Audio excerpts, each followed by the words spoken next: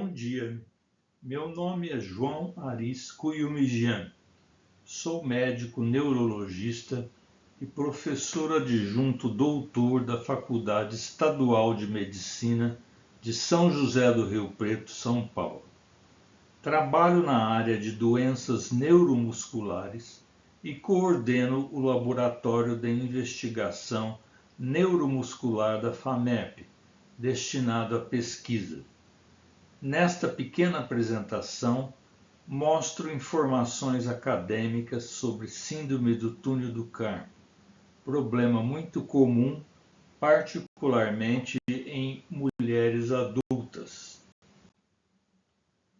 Aqui estão os dados de contato para a marcação de exame eletrofisiológico para a síndrome do túnel do carpo.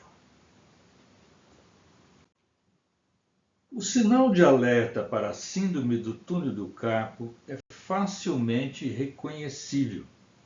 As mãos amanhecem com dormência que desaparece em alguns minutos.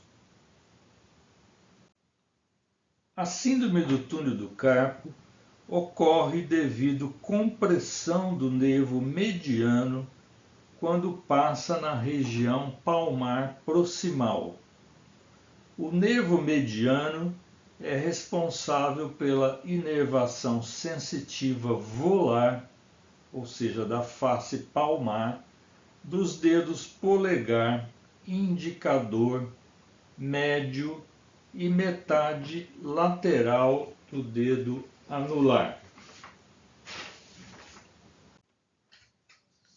O túnel do carpo é um espaço fechado no qual o nervo mediano e 9 tendões flexores dos dedos passam juntos. A pressão neste local pode aumentar, causando sofrimento do nervo, originando os sintomas. O túnel do carpo é recoberto pelo ligamento transverso do carpo. A incidência, ou seja, o número de casos novos por ano, é muito elevada. Alguns trabalhos mostram até 491 casos por 100 mil pessoas por ano. A prevalência, ou seja, o número de casos na população, chega a quase 6% para mulheres. Se aleatoriamente analisarmos 100 mulheres adultas, 6 terão síndrome do túnel do carpo. A idade mais comum de apresentação é 40 a 60 anos. Mulheres correspondem a quase 92%. A sintomatologia mais comum é dor, dormência e formigamento noturno nas mãos. Inicialmente pode ser unilateral, mas com o tempo comumente atinge as duas mãos. No início, os sintomas são intermitentes, acordando a pessoa no meio da madrugada ou amanhecendo com as mãos dormentes. Em ambas as situações, os sintomas desaparecem em alguns minutos. Frequentemente, as pessoas chacoalham as mãos para se verem livres da dormência. Também é comum o aparecimento dos sintomas em posições mantidas, como, por exemplo, segurar mangueira, vassouras ou direção do carro por mais do que 10 minutos. Os sintomas mais frequentes são despertar noturno com dormência, dormência matinal, melhora com o chacoalhar das mãos, na madrugada ou pela manhã, dormência na distribuição sensitiva típica do nervo mediano, ou seja, polegar, indicador, médio e parte lateral do anular, e melhora com tala. Os fatores de risco mais relevantes para a síndrome do túnel do carpo são sexo feminino, índice de massa corporal aumentado, idade e índice do pulso. O índice do pulso é a razão ou a proporção entre a espessura dividido pela largura em milímetros. Quanto mais quadrado ou tendência a quadrado, maior a chance de ter síndrome do túnel do carpo. O índice de massa corporal é calculado da seguinte forma. Primeiro, multiplica-se a altura por ela mesma em metros. Por exemplo, se você tem 1,65 m de altura, multiplica-se 1,65 vezes 1,65, que dá 2,72. Depois, seu peso é dividido por este valor.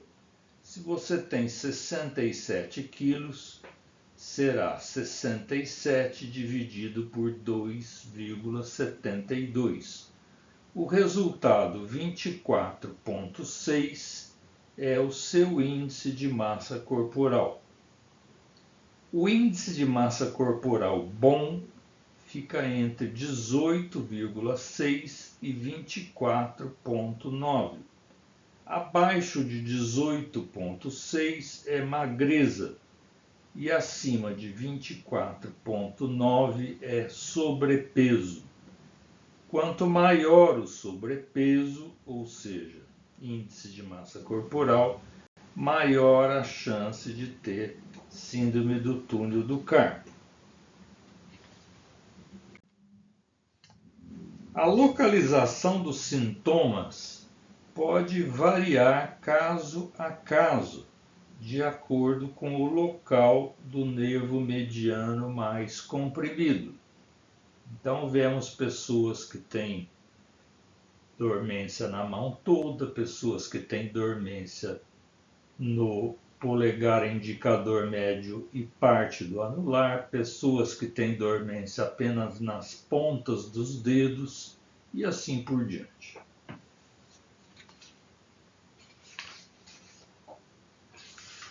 Aqui vemos que em 80% dos casos de síndrome do túnel do carpo, a distribuição etária fica entre 30 e 60 anos. Aqui vemos que em 64% dos casos de síndrome do túnel do carpo, os sintomas são dor, dormência e formigamento. Aqui vemos que em 43% dos casos de síndrome do túnel do carpo, os sintomas aparecem em toda a mão. Em 34%, variam entre polegar, indicador médio e anular, isolados ou em combinações.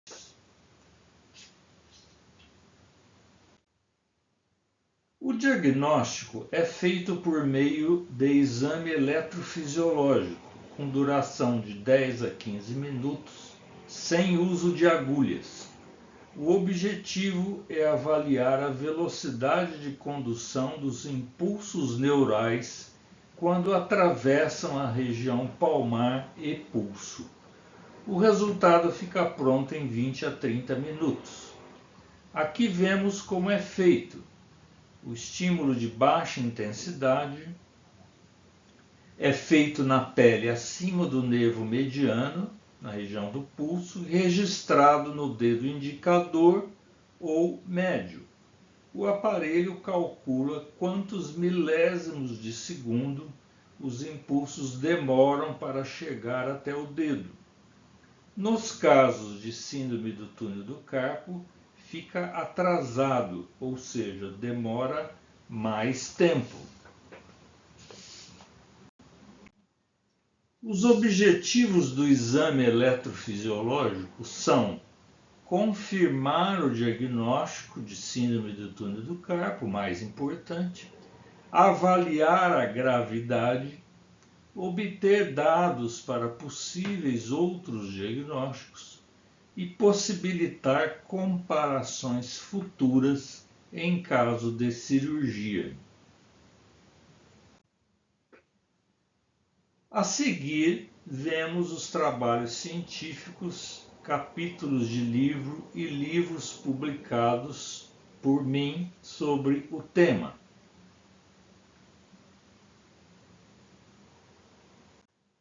A dissertação de mestrado e a tese de doutorado foram feitas sobre o tema Síndrome do túnel do carpo.